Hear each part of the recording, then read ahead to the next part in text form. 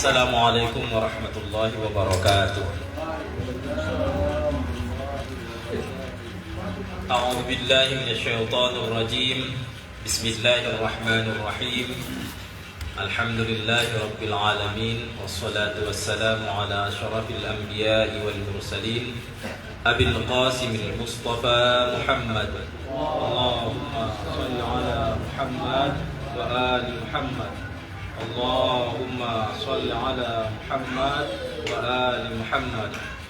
Allahumma salli ala Muhammad wa ali Muhammad wa ajil farajahum wa ala alihi at-tayyibin at-tahirin wa ashabihi al-muntajabin al-mayamin. Amma ba'd.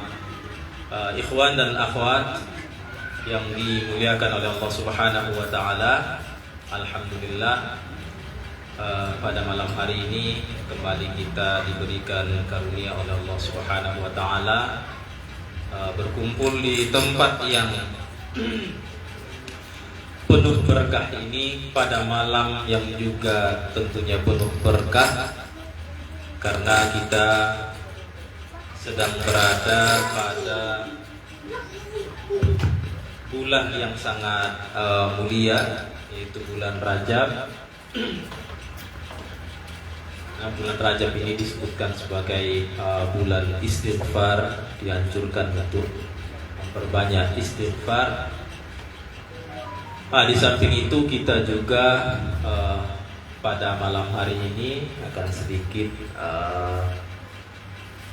mengenang wiladahnya Al-Imam Muhammad Al-Baqir alaihi salam. Karena 1 Rajab sudah lewat tentunya. Tanggal 2 tadi ya, ini udah malam ketiga, sudah tanggal 3 terhitungnya.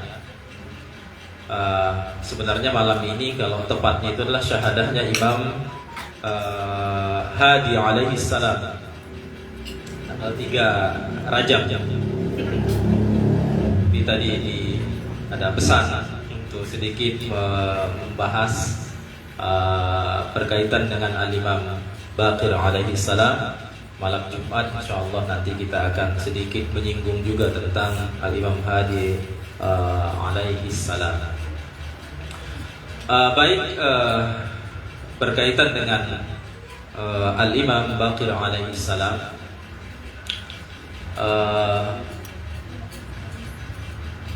tentu saja sebagaimana yang kita ketahui, Imam Baqir adalah imam yang kelima. Ya, Imam Ali alaihissalam, Imam Hasan, Imam Husain, kemudian Imam Ali Zainal Abidin, kemudian Al-Imam Baqir alaihissalam, Muhammad Al-Baqir. Beliau ini tentu sosok yang sangat agung, karena beliau ini adalah pertemuan dari Al-Imam Hasan dan Al-Imam Husain alaihi salam. Kenapa? Karena dari pihak ayah, yaitu Imam Ali Zainal Abidin, Imam Sajjad, adalah anaknya Imam Husain alaihi salam. Kemudian ibu dari Imam Al-Baqir adalah Fatimah binti Hasan, bintil Hasan, yaitu putrinya Imam Hasan alaihi salam. Dalam tradisi Arab, di dalam tradisi Sadat, menikah sepupu ya, ataupun kakak adik ayah itu adalah hal yang biasa, lumrah, dan itu sudah turun temurun seperti itu. Itu adalah hal yang biasa. Kalau di kita, terutama yang suku Batak, itu adalah hal yang tabu itu. Kalau ayah kita kakak adik kemudian kita menikah, itu kita dianggap sebagai saudari atau seperti saudara ya. Bahkan satu marga saja kita kadang dianggap tabu, apalagi itu kalau sampai ayah kita itu kakak adik kemudian anaknya menikah. Wah, itu sangat tabu sekali itu. Mungkin akan mendapat penentangan dari seluruh anggota keluarga. Tapi di dalam tradisi Quraisy, Bani Hashim, ini adalah hal yang biasa. Bahkan sampai sekarang di Iran juga biasa itu. Di Iran juga biasa antara perkawinan antara sepupu ya. Bahasanya sepupu itu biasa. Ya kalau di kita yang Mandailing ataupun Batak itu kan yang biasa itu adalah buru tulang ya, dengan anak nambur. Kalau itu adalah hal yang biasa. Perkawinan itu dianggap lumrah. Akan di kalangan di keluarga itu sering diberikan dukungan support untuk menikahi baru tulang. Tapi kalau dalam tradisi Sadat, Bani Hashim ataupun Quraisy, justru yang menjadi tradisi itu adalah menikah dengan sepupu. Itu adalah hal yang biasa. Nah, di sini kalau kita lihat pertemuan kembali. Jadi kalau dikatakan kemudian bahwa a'immah itu adalah dari min wuldil Husain alaihi salam, dari garisnya Imam Husain alaihi salam, ternyata tidak juga ya, karena dari pihak ibu ternyata juga diwakili oleh Al-Imam Hasan alaihi salam. Jadi ini bersambung sampai ke bawah bahwa imamah itu kemudian diwariskan oleh kedua imam yang agung ini. Nah, Imam Baqir alaihi salam ya terlahir dari seorang ayah yang imam, kemudian seorang ibu yang juga putri seorang imam, wanita agung juga tentunya. Beliau dilahirkan seperti yang kita sebutkan pada tanggal 1 Rajab tahun 57 Hijriah, sekitar 3 tahun sebelum tragedi Karbala. Makanya ketika terjadi peristiwa Karbala, Imam Baqir itu sudah ikut di dalam tragedi Asyura itu ada Imam Baqir, tapi masih sekitar umur 3-4 tahun. Jadi masih kecil. Tapi ikut dalam peristiwa itu.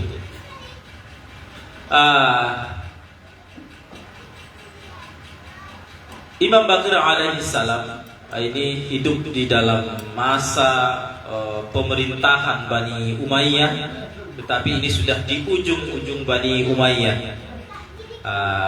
Pada saat itu keadaan sedang ada gejolak antara Bani Umayyah dengan Bani Abbasiyah. Sudah mulai ada rongrongan dari kekhalifahan Abbasiyah, walaupun belum terlalu muncul ke permukaan, tapi sudah ada riak-riak. Sehingga karena kondisi politik yang sudah tidak kondusif lagi, maka kesempatan ini dimanfaatkan oleh Imam Baqir alaihi salam. Begitu juga dengan Al-Imam As-Shadiq alaihi salam setelahnya. Sehingga momen ini dimanfaatkan oleh kedua imam ini untuk menyebarkan ilmu pengetahuan, termasuk Imam Baqir, lakabnya itu Baqir yang artinya adalah pembelah.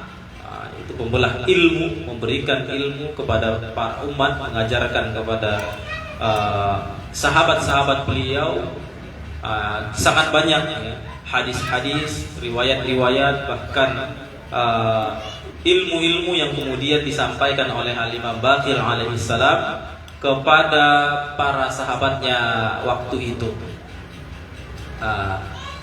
Kita tidak akan bercerita banyak tentang sejarah lahir wafatnya Imam Baqir alaihi salam, karena tentu saja ikhwan dan akhwat sudah mengetahui itu, mungkin sudah sering diulang-ulang.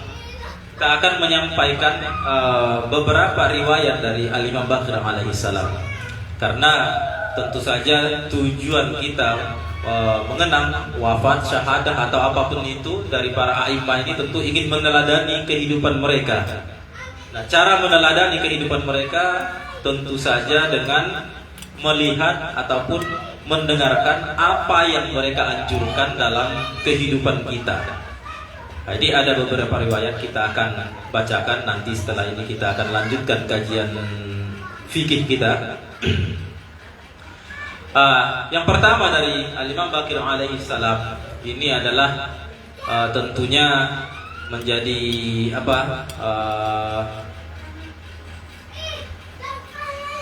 pemberi semangat untuk kita, atau sekaligus menjadi tolak ukur bagi kita, apakah kita ini sebenarnya sudah menjadi Syiah yang hakiki, atau kita ini hanya menjadi orang-orang yang mengaku sebagai orang Syiah saja. Beliau di dalam hadis ini menyampaikan ada beberapa tolak ukur yang menjadikan seseorang itu layak dikatakan Syiah atau tidak. Tentu ini perlu untuk kita pertimbangkan bersama. Anil Bakir alaihi salam, inna ba'du ashabihi sa'alahu faqal. Dari Imam Bakir alaihi salam, sesungguhnya sebahagian sahabat-sahabat beliau bertanya kepadanya seraya berkata, Ju'iltu fidaka, aku menjadi tebusanmu wahai Imam. Inna syiah indana kathirun. Sesungguhnya orang-orang Syiah itu banyak, ada di sekeliling kami. Jadi banyak sekali orang-orang Syiah yang ada di sekitar kami. Ini dikatakan oleh sahabat beliau. Sebahagian dari sahabat mengatakan bahwa orang-orang Syiah banyak di sekitar kita. Faqal, lalu Imam Bakir alaihi salam bertanya di sini, hal yaqtiful ghaniyu 'alal faqir? Apakah orang-orang kayanya mengasihani, menyantuni orang-orang fakirnya? Ditanyakan oleh Imam Bakir alaihi salam. Kemudian wa yatajawazul muhsinul mus'anil musih? Apakah orang-orang baiknya memberikan maaf terhadap orang-orang yang berbuat buruk kepada mereka? Selanjutnya ditanya oleh beliau, wa yatawasun, apakah mereka juga memberikan harta ataupun membagikan harta mereka kepada sesama mereka? Lalu dijawab oleh sebahagian dari sahabat tadi, qultu, aku berkata, la, tidak. Qala alaihi salam, lalu Imam bersabda, laisa haula asyiah. Kalau begitu mereka itu bukan orang Syiah. Asyiah may yaf'alu hada. Orang-orang Syiah adalah yang melakukan apa yang saya sebutkan di atas. Berarti ada tolak ukur orang Syiah. Mengaku Syiah, kalau belum punya karakter yang disebutkan oleh Imam Bakir ini hanya sebuah klaim tanpa adanya bukti, ya. Tidak ada implementasinya dalam kehidupan. Hanya mengaku saja saya adalah orang Syiah. Jadi orang Syiah, kalau benar-benar Syiah, maka harus punya karakter yang pertama, mengasihani orang-orang yang orang kayanya, harus punya empati terhadap orang-orang miskinnya, orang-orang fakirnya, mau berbagi. Kemudian orang-orang baiknya juga mau memaafkan orang-orang yang berlaku buruk terhadap mereka. Jadi kalau melakukan kesalahan langsung menghukum, langsung mencerca, langsung menghakimi, itu berarti bukan orang Syiah juga, hanya mengaku saja sebagai orang Syiah. Karena Syiah itu dikatakan adalah orang yang ketika menghadapi ataupun dihadapkan dengan kesalahan orang lain, mereka itu akan memaafkannya. Dan begitu juga mau berbagi, wa yatawasau, mereka itu saling berbagi di antara sesama mereka. Berarti ini disebutkan di sini 3 karakter yang menjadi tolak ukur setidaknya, ya, karena masih ada di riwayat-riwayat yang lain yang juga disebutkan tentunya tentang tanda-tanda orang Syiah. Tapi di dalam riwayat ini dikatakan ada 3 karakter yang dimiliki oleh orang yang mengaku sebagai Syiah. Ya, kalau tidak punya ini, itu hanyalah pengakuan saja, sama dengan orang yang mengaku beriman. Tetapi sebenarnya itu hanya pengakuan di mulut saja, belum sampai kepada tingkat orang yang beriman. Karena orang beriman adalah orang yang melakukan apa yang diyakininya. Ini adalah hadis yang ataupun riwayat yang pertama. Kita lanjutkan riwayat berikutnya. Qala al-Baqir alaihi salam, al-Imam al-Baqir alaihi salam bersabda, kullu 'ainin baqiyah yaumal qiyamah, seluruh mata akan menangis pada hari kiamat. Di seluruhnya tanpa terkecuali akan menangis pada hari kiamat, illa thalatha 'uyun, kecuali 3 jenis mata. Maka 3 jenis ini nanti tidak akan menangis di hari kiamat kelak. Yang pertama, ainun saharat fi sabilillah. Yang pertama adalah mata yang bangun di jalan Allah Subhanahu wa taala, yaitu tengah malam melakukan sholat malam, melakukan munajat kepada Allah Subhanahu wa taala. Mata yang terbangun di tengah malam, yang menyingkirkan selimutnya, ini adalah salah satu mata yang nanti di akhirat tidak akan menangis. Berarti perlu ini seperti yang kita sudah baca juga di surah apa itu, surah apa dulu itu tafsir kita itu tentang apa, qiyamul lail, qumil laila illa qalila nisfahu aw yanqus minhu qalila, dalam surah Al-Muzammil, ya. Dalam surah Al-Muzammil. Di sana ada pembahasan kita berkaitan dengan qiyamul lail. Tapi qiyamul lail dalam bentuk apa? Dalam bentuk ibadah. Karena banyak juga bentuk-bentuk qiyamul lail ini kan. Kadang-kadang ngopi sampai pagi, itu juga qiyamul lail juga, tapi bukan qiyamul lail yang dalam hadis ataupun yang dalam ayat Al-Qur'an itu. Tapi kalau sambil ngopi membahas pembahasan ilmiah, itu juga bagian dari qiyamul lail juga itu. Jadi tidak selalu juga bahwa minum kopi di Bang Wawan itu ini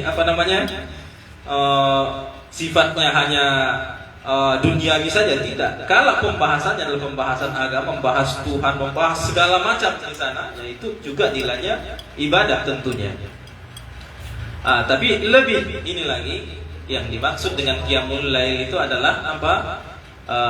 Salat malamnya, kemudian munajat kepada Allah ataupun membaca Al-Qur'an. Ini adalah mata yang pertama yang tidak akan menangis nanti di akhirat. Kemudian ainun fadat min khasyatillah, mata yang mengalirkan air mata karena takut kepada Allah Subhanahu wa taala. Ini juga mata yang air matanya mengalir, menetes ketika ada rasa takutnya kepada Allah Subhanahu wa taala. Dan yang ketiga, wa ainun ghaddat an maharimillah. Yang ketiga adalah mata yang tertutup ketika menghadapi hal-hal yang diharamkan oleh Allah Subhanahu wa taala.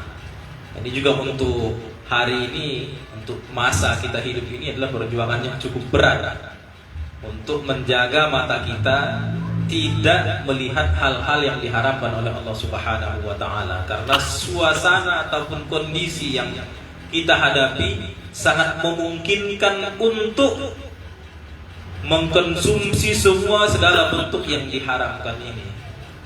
Baik dengan lingkungan kita, yang tentu saja untuk laki-laki perempuannya tidak semuanya menutup aurat, apalagi di dalam media sosialnya.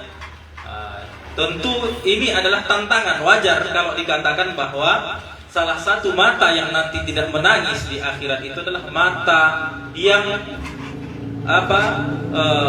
bisa menutup matanya, ataupun orang yang mampu menutup matanya ketika berhadapan dengan hal-hal yang diharapkan oleh Allah Subhanahu wa taala. Kemudian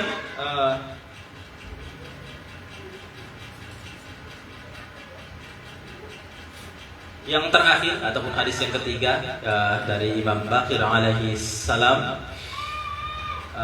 qala al-Baqir alaihi salam, ma min khutwatin ahabbu ila Allah min khutwatain. Ada dua langkah yang sangat dicintai oleh Allah Subhanahu wa taala lebih dari langkah-langkah yang lain.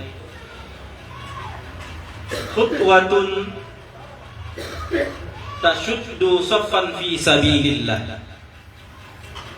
Yang pertama adalah langkah yang memperkuat perjuangan di jalan Allah Subhanahu wa taala. Jadi langkah yang digerakkan oleh seseorang, dengan langkahnya itu pasukan kaum muslimin itu akan kokoh di medan perjuangan ataupun di medan jihad. Langkah ini adalah salah satu langkah dari dua langkah yang sangat dicintai oleh Allah Subhanahu wa taala. Kemudian wa khutwatun ila dhi rahimin qatib. Dan di langkah yang kedua yang sangat dicintai oleh Allah Subhanahu wa taala lebih dari langkah-langkah yang lain adalah langkah yang bergerak menuju kerabat yang memutuskan rahim dengannya. Jadi menghubungkan silaturahim, keluarga ataupun kerabat tadi sudah memutuskan hubungan dengannya, tetapi dia melangkahkan kakinya untuk menyambung kembali hubungan yang sudah terputus itu. Ini adalah langkah yang sangat dicintai oleh Allah Subhanahu wa taala, melebihi dari langkah-langkah yang lain. Karena ada langkah menuju masjid misalnya, itu juga dicintai oleh Allah Subhanahu wa taala. Langkah untuk menuntut ilmu itu juga dicintai oleh Allah Subhanahu wa taala. Tapi dua langkah ini disebutkan secara khusus bahwa ini lebih dicintai Allah daripada langkah-langkah yang lain. Yang pertama adalah langkah yang digerakkan menuju jihad fisabilillah, yang dimana langkah itu memperkokoh, memperkuat pasukan kaum muslimin. Dan yang kedua adalah langkah yang ditujukan untuk mengokohkan hubungan silaturahim. Kemudian yang berikutnya, wama min jur'atin ahabbu ilayya, atau di sini ilallah, min jur'atain. Ada dua tegukan yang dicintai oleh Allah Subhanahu wa taala lebih dari tegukan-tegukan lainnya. Dari kedua ini, yang pertama adalah jur'atu ghaidin raddaha mu'minun bihilmin. Yang pertama adalah menahan kemarahan dari seorang mukmin bihilmin, dengan penuh kasih sayang. Jadi menahan rasa marah, kadang-kadang sampai menelan ludah. Ini maksudnya ini ya. Jadi sampai menelan ludah untuk menahan rasa marah itu. Sampai sebegitunya sulitnya situasi yang sedang dihadapi. Kalau seharusnya dia sudah melampiaskan kemarahannya, tetapi pada saat itu dia mampu menahan amarahnya. Orang yang mampu menahan amarah ini adalah disebutkan oleh Imam Baqir alaihi salam, tegukan ini adalah salah satu tegukan yang kemudian dicintai oleh Allah Subhanahu wa taala. Kemudian wajur'atu musibatin raddaha mu'min bisabrin. Kemudian tegukan yang ditelan oleh seorang mukmin ketika menghadapi musibah, di mana dihadapi dengan kesabaran. Jadi kesabaran yang dipertunjukkan ataupun dipertontonkan oleh seorang mukmin itu juga merupakan tegukan yang dicintai oleh Allah Subhanahu wa taala lebih dari tegukan-tegukan yang lain. Kemudian berikutnya, wa ma min qatratin ahabbu ila Allahi min qatratain. Tidak ada tetesan yang dicintai oleh Allah Subhanahu wa taala lebih dari dua jenis tetesan ini. Yang pertama adalah qatratu damin fi sabilillah. Yang pertama adalah tetesan darah ketika berjihad di jalan Allah Subhanahu wa taala. Ini adalah tetesan darah yang paling dicintai oleh Allah Subhanahu wa taala, melebihi dari tetesan-tetesan yang lain. Karena tetesan keringat juga itu mendapat nilai di sisi Allah Subhanahu wa taala. Seorang suami misalnya berkeringat mencari nafkah untuk anak istrinya, itu juga adalah tetesan keringat yang dihargai oleh Allah Subhanahu wa taala.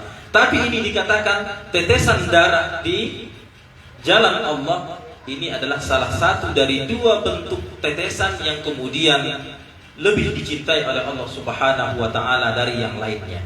Dan berikutnya adalah wa qatratu dam'in fi sawadil lail la yuridu biha illallah azza wa jalla. Dan yang kedua adalah tetesan air mata di tengah malam yang gelap, di mana seorang hamba tadi mengharapkan Allah Subhanahu wa taala. Tangisan seorang hamba di tengah malam ini juga adalah tetesan yang sangat dicintai oleh Allah Subhanahu wa taala, melebihi tetesan-tetesan yang lainnya. Jadi ada dua bentuk tetesan. Yang pertama tetesan darah di jihad fisabilillah, dan yang kedua adalah tetesan darah yang tetesan air mata yang mengalir ketika seorang hamba bermunajat kepada Allah Subhanahu wa taala di tengah malam yang gelap gulita. Ini adalah beberapa riwayat, 3 riwayat yang disampaikan oleh Al-Imam Baqir alaihi salam. Tentu ini menjadi pembelajaran untuk kita sebagai orang yang mengaku Syiah. Tadi disebutkan apa tolak ukurnya kalau mengaku Syiah, ada 3. Kemudian ini juga kita sebutkan ada dua hal yang dicintai oleh Allah Subhanahu wa taala melebihi dari yang lainnya, baik berupa tetesan darah, merupakan ataupun langkah yang dicintai oleh Allah Subhanahu wa taala, atau tegukan yang kemudian juga dicintai oleh Allah Subhanahu wa taala. Ini sepintas sedikit berkaitan dengan Al-Imam Baqir alaihi salam, yang ketepatan lahir beliau adalah pada tanggal 1 Rajab, 2 hari yang lalu. Baik, kita akan melanjutkan kajian fikih kita, karena filenya juga sudah kita bagikan di grup pada malam 2 minggu yang lalu. 2 minggu yang lalu diharapkan untuk membuka filenya agar lebih fokus kita dalam mempelajari fikih ini, ahkam. Minggu yang lalu kita sudah sampai pada pembahasan apa ini?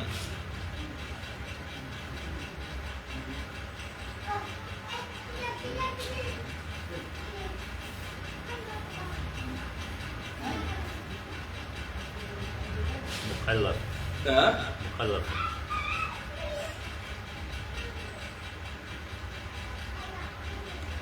Pembahasan taklif, mukallaf, balik ya. Balik. Ya.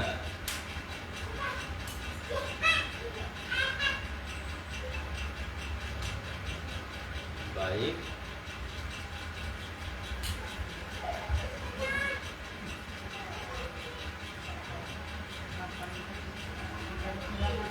Kita sampai pada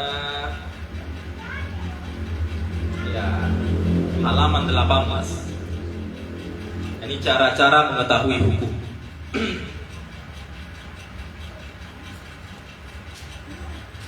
Ada ya? Di halaman 18 itu ada cara-cara mengetahui hukum.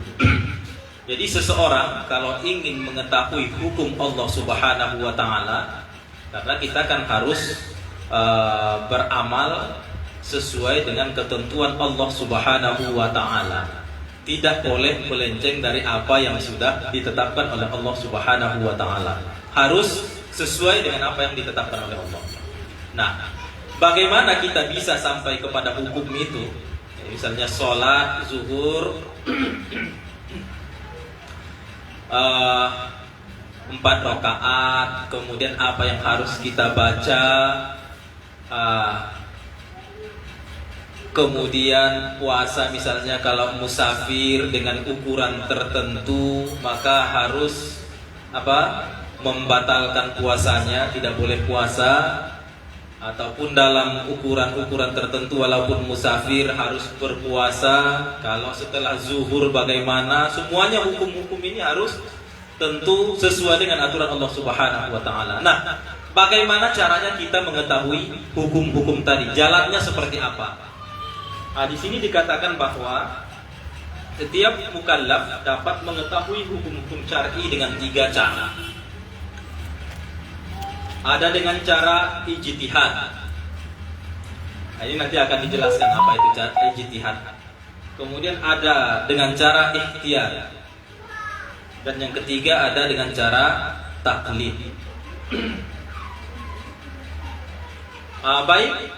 Yang pertama, jadi kita ingin tahu ini hukum Allah Subhanahu wa taala. Kita ulangi lagi sedikit. Hukum fikih sebagaimana yang kita sebutkan pada 2 minggu yang lalu, bahwa hukum fikih itu berkaitan dengan apa? Perbuatan lahiriah kita. Berkaitan dengan apa? Perbuatan lahiriah kita. Karena kita sudah kelompokkan pada 2 minggu yang lalu bahwa ajaran agama Islam itu ada berbentuk akidah, ada berbentuk fikih, ada berbentuk akhlak. Akidah itu berkaitan dengan akal, logika kita, pemahaman, perbuatan akal.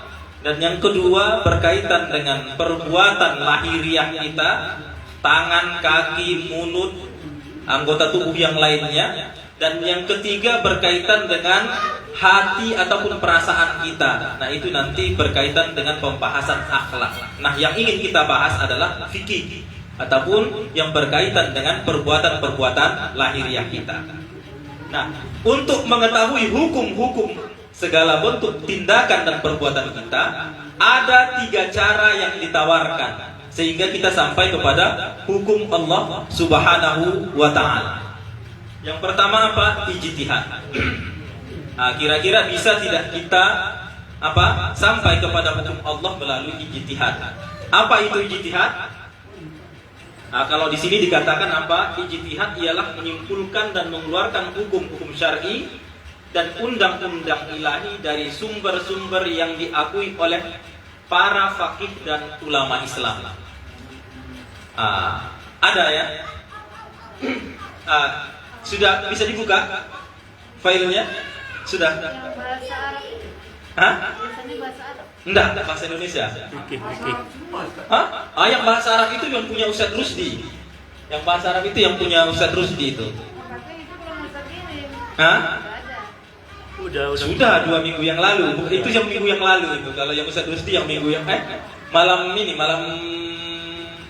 seminggu yang lalu kalau Ustadz Rusdi. Itu seminggu yang lalu. Ini 2 minggu yang lalu. 2 minggu yang lalu.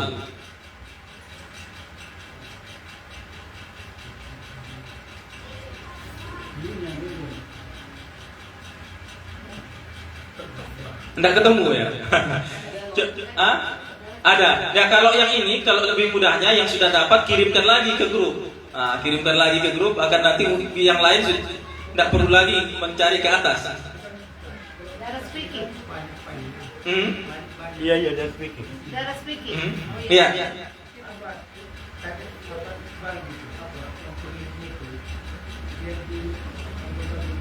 Iya. Ya, atau dikirim lagi ke grup ya, yang sudah menemukan filenya kirim lagi ke grup. Itu paling mudah sudah. Baik.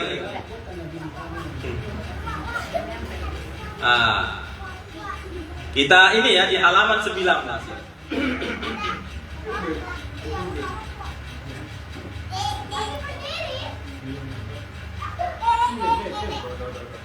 Sudah ya? Halaman 19. Kita pelan-pelan saja. Santai, tidak perlu tergesa-gesa juga. Jadi untuk memperoleh hukum ataupun mendapatkan hukum, maka ada 3 bentuk langkah ataupun cara yang bisa kita lakukan. Boleh memilih salah satu 3 langkah ini. Yang pertama apa? Ijtihad. Apa itu ijtihad? Yaitu menyimpulkan ataupun mengeluarkan hukum dari sumber-sumbernya secara langsung tentunya. Ini bukan pekerjaan kita, kan? Harus kita akui ini bukan pekerjaan kita. Ini sebenarnya untuk semua terbuka ini, tidak ditutup-tutupi. Semua orang bisa, tapi ya mampu atau tidak mampunya saja, mau atau tidak maunya saja, mengerahkan seluruh kemampuannya untuk itu atau tidak saja. Tapi pintu ijtihad itu tidak ditutup, terbuka. Beda dengan sebagian ikhwanuna yang pintu ijtihad itu sudah ditutup ya. Tidak ada lagi mujtahid mutlak itu ya. Tapi kalau ijtihad dalam mazhab masih ada. Tapi ijtihad yang bentuknya mutlak penuh itu tidak ada lagi dalam mazhab ikhwanuna. Tapi di dalam mazhab tasyayyu ini masih terbuka lebar. Siapa yang ingin silahkan kuatkan tekad, siap untuk belajar 20, 30, 40 tahun, akan menjadi mujtahid. Kita juga sudah angkat tangan ini, angkat koper nggak sanggup ya. Kita untuk langkah yang pertama ini angkat tangan saja, nggak sanggup ijtihad ya, dari sumbernya langsung, yaitu baik berupa Al-Quran, kemudian hadis, akal, satu lagi apa? Ijma. Jadi dari sumber-sumbernya ini, kalau mampu untuk menggali hukum, ya silahkan. Ini yang pertama ya. Syaratnya lumayan ini. Kalau dikatakan itu ibarat apa katanya? Mengorek bukit menggunakan apa? Ujung apa itu? Ustaz Rusdi. Dengan peniti. Dengan peniti kita berusaha mengorek gunung untuk meratakannya menggunakan peniti. Kira-kira gambaran betapa sulitnya untuk menjadi mujtahid itu. Tugas Kemenak. Ya Ustaz Randi lah itu. Baik, ini cara yang pertama untuk memperoleh hukum. Jadi dengan menjadi mujtahid. Nanti mujtahid ya sudah, dia langsung gali dari sumber-sumbernya, maka seluruh perbuatannya harus dia yang simpulkan. Kalau dia sudah mujtahid, ya tidak boleh lagi dia menunggu pendapat orang lain. Dia yang harus langsung bergerak sendiri, mencari sendiri. Tidak boleh dia minta pendapat orang lain. Ini yang pertama, ijtihad. Melalui ijtihad kita bisa sampai kepada hukum. Yang kedua melalui ihtiyat. Ihtiyat itu apa? Ihtiyat itu melakukan, kalau di sini ya panjang sekali, dia jelaskan hampir setengah halaman. Intinya bahwa apa? Kira-kira seseorang itu dengan sedemikian berhati-hati sehingga dapat meyakinkan bahwa dia sudah menjalankan kewajibannya.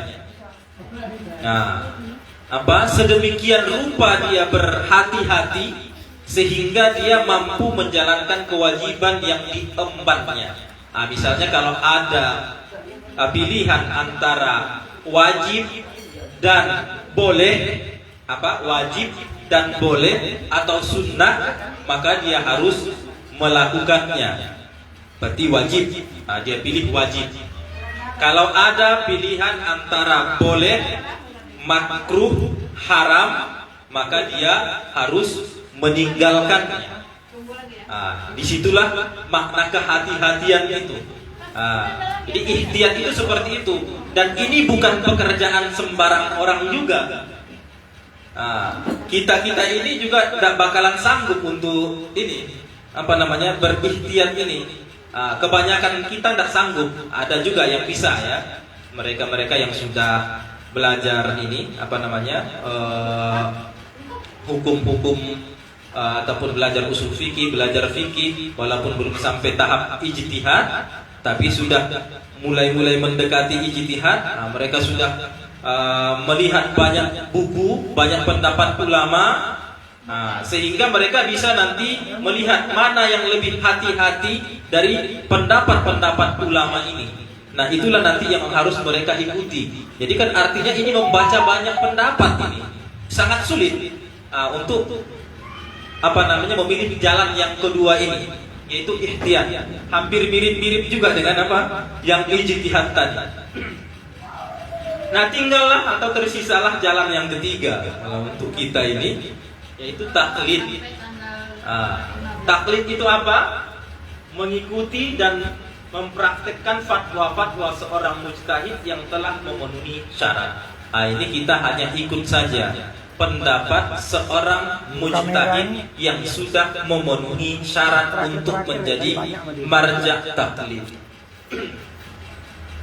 Berarti yang pilihan yang pertama tadi yaitu ijtihad. Nah, orang yang sudah sampai kepada derajat ijtihad tadi dijadikan rujukan. Jadi kita yang muqallid, yang kita sebutkan sebagai orang yang bentuk ketiga ini, dia hanya ikut saja pendapat seorang mujtahid yang memenuhi kriteria layak untuk jadi marja' taklid. Bukan taklid kepada mujtahid saja ya, karena mujtahid bisa jadi tidak memenuhi syarat-syarat menjadi marja' taklid. Nanti akan kita baca juga apa saja syaratnya. Jadi tidak sembarangan juga kan. Jadi marja' taklid. Jangan sampai nanti kita buka daftar pula di sini kan. Siap menerima fatwa pesanan.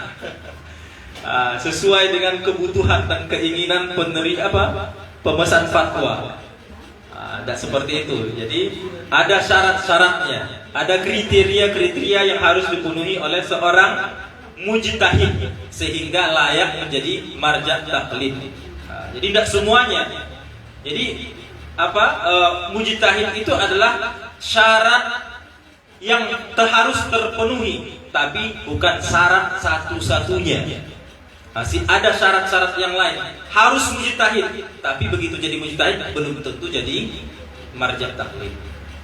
Jadi di sini dikatakan bahwa ada 3 cara untuk sampai kepada hukum.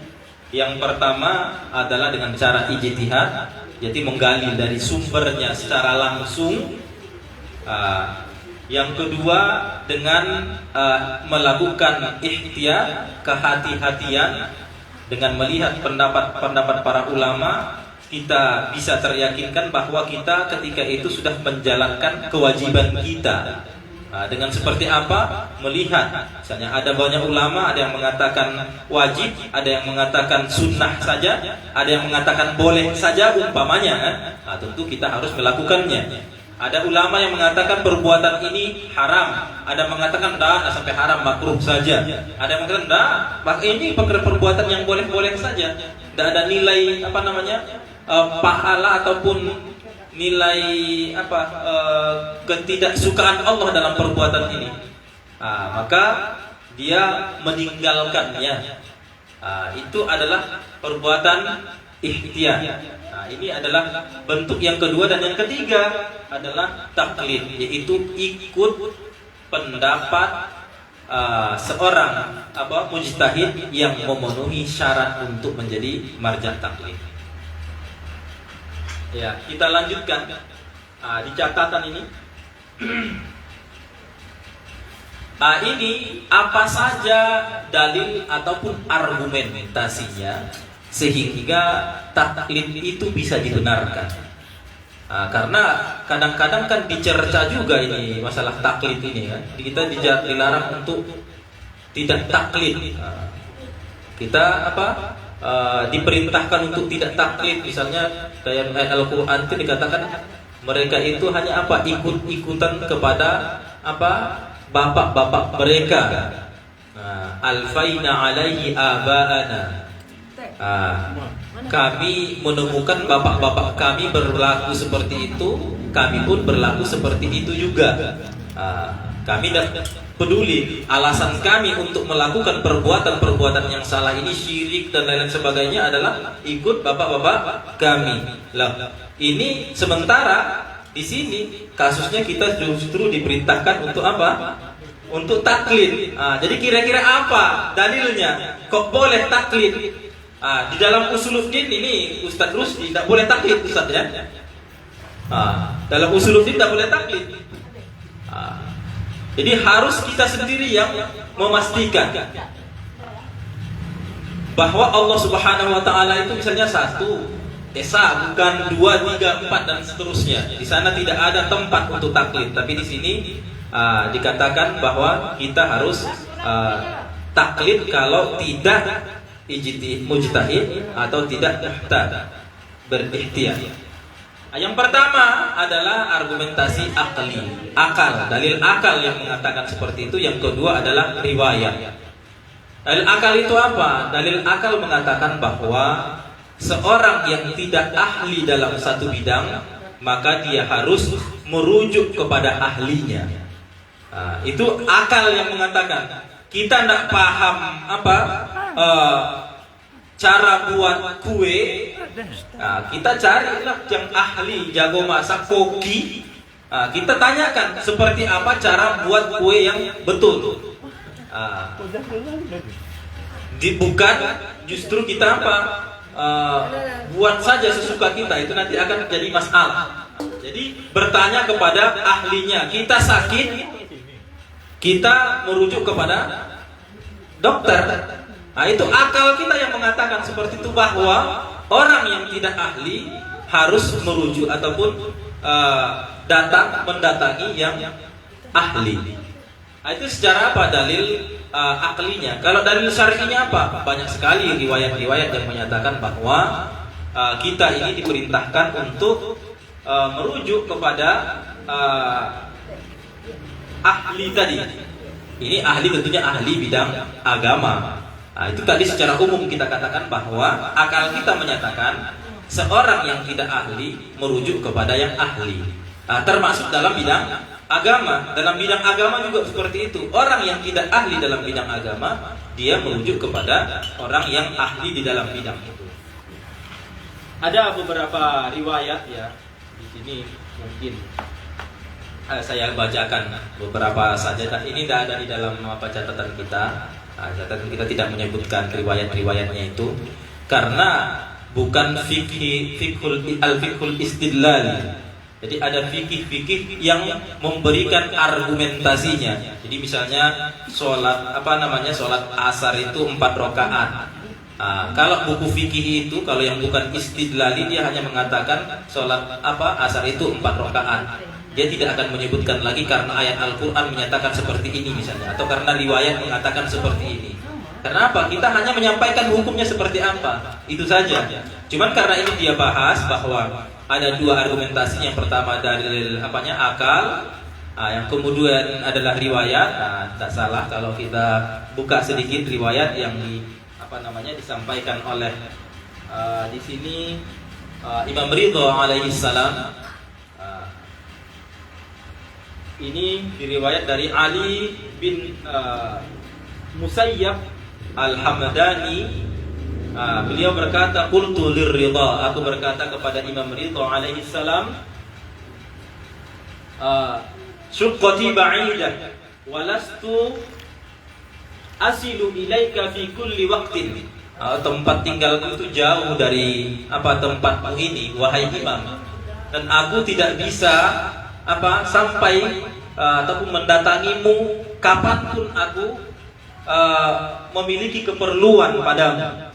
Walastu asilu ilaika fi kulli waqtin. Saya tidak bisa leluasa datang setiap waktu untuk bertemu denganmu.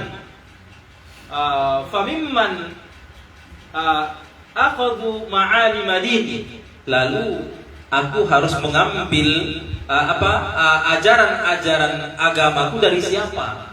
Lalu saya harus memperoleh ilmu ataupun sumber yang kujadikan sumber rujukanku siapa? sementara saya tidak bisa tiap hari bertemu denganmu. Qala min Zakaria bin Adam al-Qummi. Apa? Dari Zakaria bin Adam al-Qummi. Jadi ambillah hukum-hukum ataupun ajaran-ajaran agama yang kau rasa perlu dari siapa? Zakaria bin Adam al-Qummi. Artinya apa? Bahwa merujuk kepada seorang alim, ahli itu sudah disebutkan di dalam riwayat.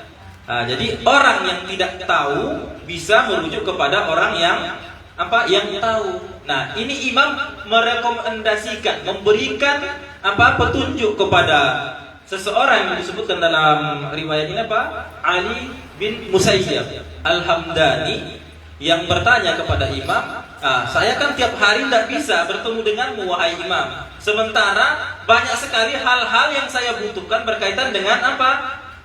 Hukum-hukum dalam agama kita. Kata beliau, ya sudah temui saja Zakaria bin Adam al-Qummi. Tanyakan kepadanya hukum-hukum agama. Ini hadis yang pertama. Ini juga ada dari apa? Sahihah dalam hadis sahih Su'aib dikatakan bahwa qultu li Abi Abdillah alaihi salam rubama ihtajna an nas'ala 'ani syai' faman nas'al. Kadang-kadang kami butuh, kami perlu bertanya sesuatu. Lalu kepada siapa kami harus bertanya? Ini berarti menunjukkan bahwa dia ini tidak bisa juga ketemu dengan imam setiap saat, setiap waktu. Lalu imam bersabda, qala 'alaika bil asadi, yakni Aba Basir. Kamu bisa bertanya kepada siapa? Al-Asadi. Siapa yang dimaksud Al-Asadi ini? Abu Basir. So, kamu boleh bertanya kepada Abu Basir. Nah, riwayat ini mengatakan ataupun menyatakan bahwa merujuk kepada yang tahu, yang kompeten itu sudah disampaikan di dalam riwayat. Bahwa ketika kita tidak tahu hukum agama, maka kita boleh merujuk ataupun bertaklid kepada orang yang mengetahui, yang punya kemampuan untuk mengambil hukum dari sumbernya. Kalau yang ini kan tadi dia belum mampu mengambil dari sumbernya langsung, maka dia harus bertanya langsung kepada sumbernya, yaitu imam. Nah, bagaimana kalau di saat sumbernya itu langsung tidak ada, sumber langsungnya tidak ada, maka ya tanyakan kepada orang lain yang sudah mampu untuk menggali dari sumber yang ada itu. Karena bisa jadi imamnya tidak ada, tetapi dia mendengarkan ucapan dari imam, atau dia sudah bisa mengambil hukum dari Al-Quran, atau dia sudah bisa menyimpulkan melalui kaedah-kaedah akal yang ada. Nah, inilah yang disampaikan oleh Imam Abi Abdillah itu. Kalau dalam riwayat maksudnya adalah Imam Ja'far As-Shadiq. Kalau disebutkan Abu Abdillah saja. Baik. Itu dua riwayat yang kita sebutkan. Masih banyak sebenarnya riwayat-riwayat yang lain yang menyebutkan seorang yang tidak ahli dalam hukum itu boleh merujuk ataupun mengambil hukumnya dari orang yang ahli. Ini berkaitan dengan tiga cara untuk mendapatkan hukum. Kemudian di catatan berikutnya ada yang bisa bacakan? Habib Rijal. Seorang mukallaf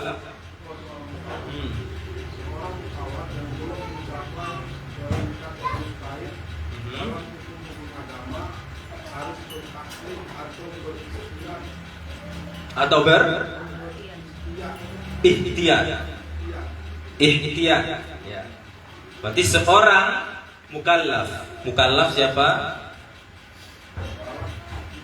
Ya kita seorang mukallaf, kita sudah bahas itu dua minggu yang lalu ya. Balik berakal mampu, balik berakal mampu ya, melakukan hukum-hukum yang disabdakan oleh Allah Subhanahu wa taala. Nah, seorang mukallaf hanya ada dua pilihan kalau dia bukan mujtahid.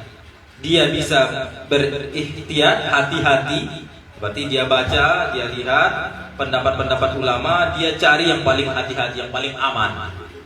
Atau dia bertaklid saja. Lebih sederhananya memang taklid itu sudah. Ya, kita lanjutkan. Mengingat bahwa melakukan ikhtiar dalam amal ibadah itu memerlukan pengetahuan atas tata cara dan kelakuan tempatnya, dan juga lebih banyak meminta waktu, maka si mukallaf lebih baik berpaling kepada seorang mujtahid yang telah memenuhi syarat. Nah, itu yang kita sebutkan tadi ya. Karena apa? Kenapa lebih baik Lebih baik jadi muqallid saja daripada muqtad? Lebih baik taklid kepada seorang faqih yang memiliki syarat-syarat untuk jadi marja taklid, karena memang berikhtiar itu sangat sulit. Kita harus membaca banyak pendapat ulama, melihat buku-buku yang banyak, apalagi untuk kita yang dalam tanda petik ataupun dalam kurung yang malas membaca yang sudah ada ini, untuk hukum-hukum yang ada ini saja dari satu marja taklid kita malas, apalagi membaca dari sekian banyak buku. Tentu saja pilihannya adalah menjadi muqallid saja, taklid saja. Itu adalah pilihan terbaik, tidak perlu capek-capek. Ya sampai capek belajar. Lebih bagus ya sudah ini pilihannya, jadi muqallid saja. Ya, kita lanjutkan ke ini berikutnya, bahwa taklid diwajibkan kepada setiap orang yang telah memenuhi 3 syarat.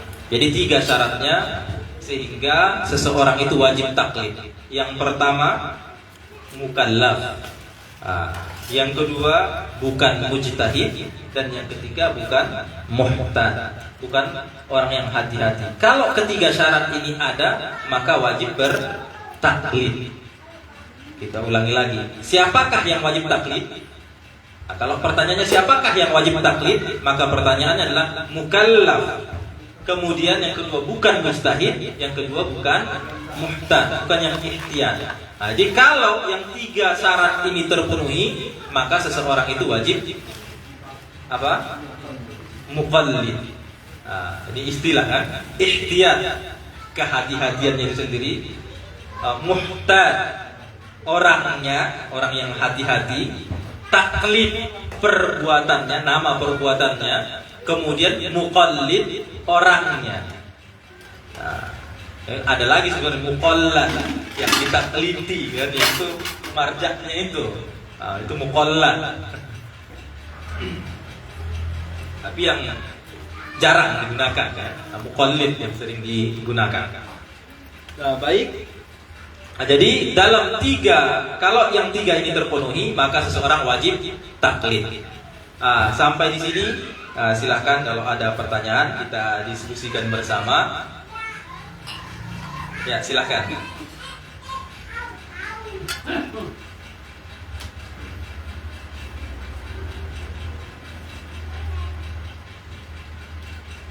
Yang disebutkan tadi kita datang kepada imam yang sudah tidak cetak dengan ilmu, dia bilang tadi masih Zakaria bin Adam murid tadi itu orang atau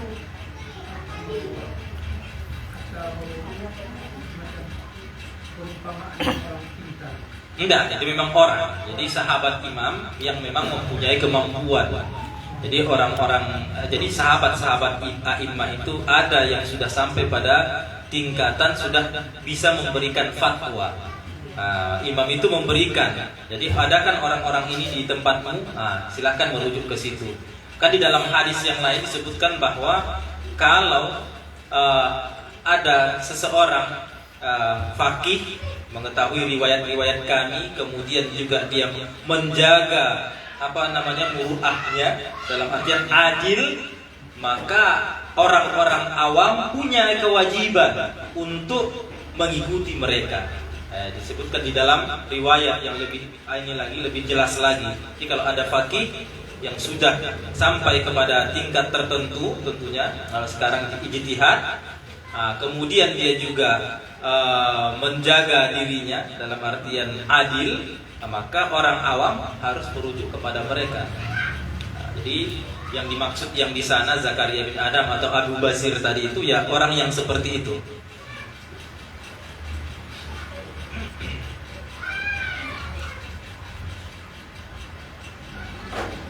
Berarti di zamannya para imam pun sudah ada marja.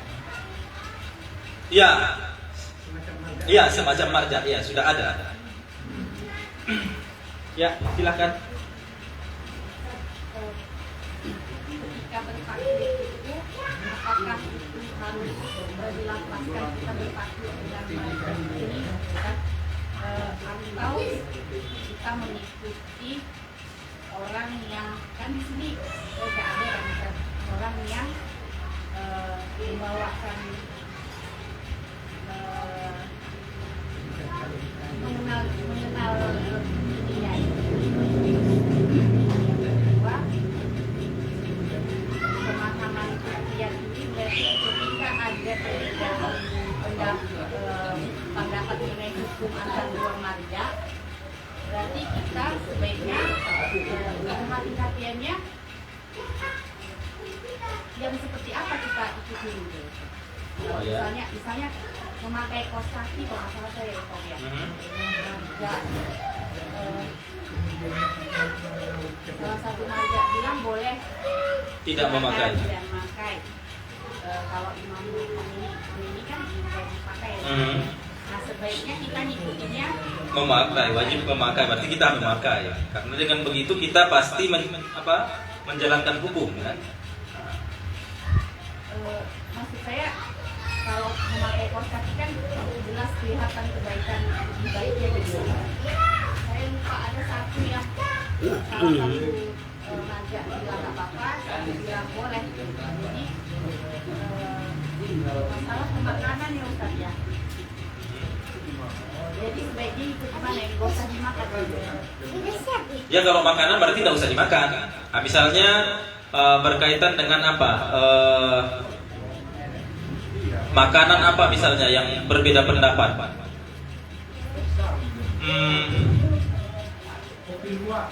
Kopi luwak misalnya, ada yang membolehkan, ada yang tidak membolehkan. Nah, hati-hatinya berarti jangan diminum. Nah, hati-hatinya jangan diminum. Nah, karena kalau tidak diminum berarti kita aman, man. Belacan. Hah? Oh, belacan. Ya. Ada yang bilang ular masuk juga.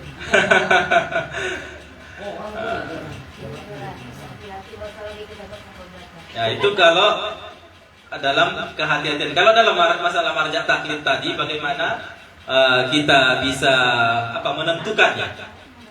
Nah, bisa menentukannya itu nanti akan kita bahas ya. Nanti ada pembahasannya, ada kriteria marja taklid. Bagaimana kita bisa memilih marja taklid itu nanti akan kita bahas semua nanti di dalam pembahasan berikutnya. Tapi untuk sedikit ini juga kita jawab saja sedikit bahwa ya untuk mengetahui marja taklid itu ya kalau bisa kita sendiri kalau sudah ahli. Nah, jadi orang-orang yang ahli itu kalau sudah belajar di Bahsul Kharij misalnya, mereka yang sudah belajar sekian lama ilmu-ilmu keislaman, mereka nanti akan bisa melihat itu di antara ulama-ulama yang yang dianggap sebagai marja taklid itu mana yang lebih a'lam, yang lebih tahu dari yang lain. Yang adil kalau itu tentu bisa diperiksa kan bagaimana jejak ininya kan hidupnya. Jadi a'lamnya itu tahu. Kita juga di sini misalnya ada beberapa tukang lah misalnya. Mana yang ahli mana yang tidak itu kalau orang yang tukang juga Nah, walaupun belum tukang yang betul-betul ahlinya itu ya, aja akan bisa menilai itu. Ini yang dari yang 10 orang ini, ini paling ini nih, paling apa namanya, masternya yang ini. Kita tahu, bisa tahu. Di sini juga misalnya banyak ilmuwan di kota Medan ini yang kita lihat apa namanya kompeten dalam bidang apa ilmu pengetahuan. Tapi misalnya kita tidak ada lah yang sekelas Ustaz Candiki misalnya. Kita paham itu kan. Jadi di kelasnya itu apa namanya, walaupun dia belum sampai ke kelasnya misalnya, tapi orang-orang yang sudah berkecimpung dengan itu, ilmu itu, dia akan paham siapa yang a'lam itu. Tapi bagi kita, kita yang awam ini, yang tidak berkecimpung di bidang itu, tentu kita tidak bisa menilai kira-kira mana nih yang lebih a'lam di antara para mujtahid yang ada ini. Nah, karena kita tak punya kemampuan untuk menganalisa itu, maka ada 2 orang saja ahli yang mengatakan bahwa ini a'lam, itu sudah bisa diterima. Tapi dengan syarat 2 orang lainnya yang juga punya keahlian itu tidak membantah itu dan dengan mengatakan enggak, yang a'lam ini loh. Dan fakta sekarang masalahnya itu terjadi yang seperti itu. Yang mengatakan Ayatullah Ali Khamenei atau Rahbar a'lam itu bukan cuma 2 ahli. Yang mengatakan Sayyid Sistani misalnya a'lam itu juga bukan cuma 2 orang, banyak juga. Yang mengatakan misalnya Ayatullah Makarim, yang mengatakan Ayatullah Wahid Khurasani, yang mengatakan Ayatullah Yaqubi. Jadi ini kan terjadi tarik menarik di antara antara para pakar ataupun ahli yang bisa menyatakan siapa yang ini, yang yang a'lam. Ya, akhirnya di Iran sendiri pun itu kerepotan kan. Makanya ditetapkanlah kalau di Iran itu ada beberapa orang maraji yang dianggap a'lam. Ada beberapa maraji yang dianggap a'lam. Ya kita ya memilihlah. Di antara yang mana yang lebih kita yakini di antara maraji yang ada ini. Sekarang itu ada 7-8 orang barangkali. Dan untuk yang di Indonesia ya kebanyakan memilih ya Rahbar, dan ada juga sebagian memilih Ayatullah Sistani ya. Nah, kalau yang lain sejauh ini dulu pernah ada Ayatullah Bahjat juga, ada juga pernah yang di Libanon Ayatullah Sayyid Fadlullah, pernah juga ya. Ya, Husain Fadlullah. Jadi seperti itu caranya, harusnya seperti itu ya. Tapi ya itu tadi ada juga ternyata sulit juga untuk menentukan, karena di samping a'lamiyah yang paling pintar, yang paling cerdas, ada juga kriteria yang kedua, yaitu keadilannya. Bahkan kalau di dalam pendapat Imam Khomeini itu, bahwa kemampuannya untuk membaca situasi zaman juga masuk dalam syarat untuk menentukan a'lamiyah itu. Jadi mampu tidak dia membaca situasi zaman. Jadi kalau dalam istilah sekarang paham geopolitik lah ya. Paham perkembangan ilmu pengetahuan. Itu juga disyaratkan oleh Imam Khomeini. Nah, kalau melihat itu ya kita bacalah. Kalau yang mampu ya, tapi ya, seperti yang kita sebutkan tadi, sebagian ulama tidak mensyaratkan itu, sebagian maraji kan. Maka para ahli pun kemudian ya itu berbeda pendapat tadi. Dan kebanyakan Indonesia ya memilih pendapat ataupun memilih marjah taklidnya itu Rahbar ya, Ali Khamenei. Ya kira-kira seperti itu. Ya. Kalau hari ini kita bukannya mengajarnya ada nanti atau ilmuwan muda, pasti muda melejit dan orang semua marjat sendiri pun mengakui memang dia luar biasa gitu. Bolehkah kita pindah? Bukan boleh, wajib pindah. Kalau dalam pendapat apa namanya ihtiyat wajib ya, harus a'lam. Kalau Sayyid Ali Khamenei ihtiyat wajib, beliau ya, jadi dia tidak mengeluarkan apa namanya fatwa, tapi ihtiyat wajib langsung dari awal, harus a'lam. Berarti kita yang sekarang ini mazhabnya Ali Khamenei, ya itu kita harus pindah itu. Karena memang akal kita juga mengatakan seperti itu kan. Nah, jadi hukum akal juga mengatakan bahwa yang paling layak, yang paling pintar itulah yang paling layak untuk dijadikan sebagai marja' taklid. Bahkan di dalam fatwa Imam Ali Khamenei juga bahwa orang yang sudah meninggalkan tidak boleh kita jadikan sebagai marja' taklid. Kalau dari awal ya. Tapi kalau sebelumnya kita punya misalnya taklid sama Imam Khomeini, kemudian beliau meninggal, kemudian kita taklid kepada rahbar. Rahbar mengatakan apa? Beliau mengatakan boleh ataupun taklid kepada mayit ataupun marja' yang sudah meninggal tapi alam itu, yaitu lebih diutamakan daripada kemudian dia ikut misalnya Ali Khamenei sendiri, rahbar sendiri. Kalau yang sudah meninggal itu a'lam, ihtiyat kata beliau di dalam apanya itu, dalam fatwanya itu. Ya, harus sudah pernah taklid.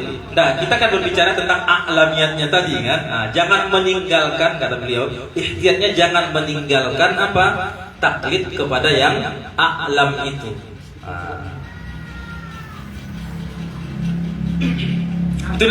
Itu nanti akan kita bahas juga di pembahasan tentang ini taklid, tapi tidak ada masalah kita diskusikan sekarang karena ini sedang kita alami kan. Silakan. Nasab. Ya, nasab itu nanti dimasuk dalam kriteria seorang marja' taklid. Jadi apakah boleh misalnya keturunan hasil dari zina, apakah boleh jadi marja' taklid atau tidak? Itu jadi pembahasan juga, ada syaratnya marja' taklid itu. Jadi di sana dikatakan tidak boleh ya kalau yang anak haram kalau bahasa kita.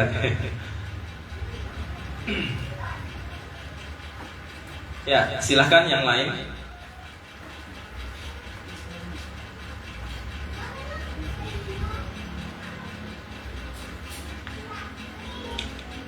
Kalau tidak ada, kita cukupkan dulu sekian ya, di malam di pertemuan berikutnya kita akan membahas pembagian taklid. Ini nanti berkaitan dengan pembahasan apakah boleh taklid kepada orang yang sudah meninggal atau tidak ya. Kalau orang yang awalnya orangnya hidup kemudian meninggal seperti apa, ini nanti akan kita bahas semuanya di pertemuan berikutnya.